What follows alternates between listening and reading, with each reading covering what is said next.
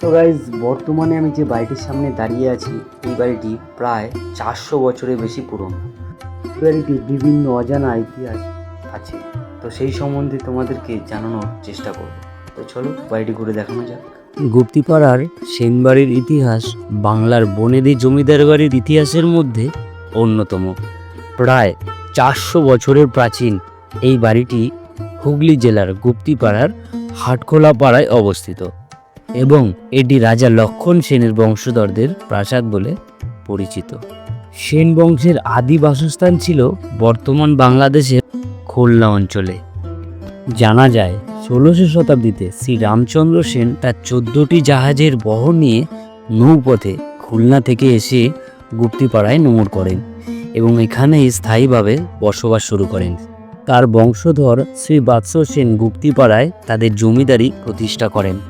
গুপ্তিপাড়ার সেন বাড়ির প্রধান আকর্ষণ হল তাদের 400 বছরের পুরনো ঐতিহ্যবাহী দুর্গাপূজা।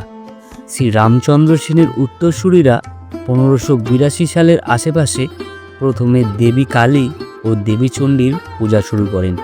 এর কিছুদিন পরেই চণ্ডী পূজার পরিবর্তে দুর্গাপূজা শুরু হয়। কিছু সূত্র অনুযায়ী কীর্তিচন্দ্র সেন এই দুর্গাপূজা শুরু করেন।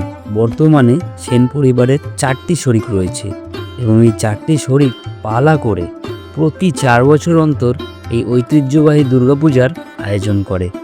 গুপ্তিপাড়াকে বাংলার প্রথম বারোয়ারি পূজার জন্মস্থান বলা হয়। একটি প্রচলিত কিংবদন্তি অনুযায়ী 1760 বা 1790 সালের দিকে 12 জন ব্রাহ্মণ বন্ধু কোনো এক কারণে সেন রাজাদের বাড়িতে প্রচলিত দুর্গাপূজায় অপমানিত হন।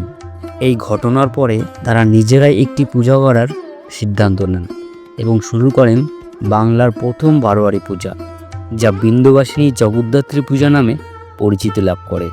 গুপ্তিপাড়ার এই ঐতিহ্যবাহী সেনবাড়িটি গুপ্তিপাড়া বা বেহুলা স্টেশন থেকে টোটোতে মাত্র 10 মিনিট।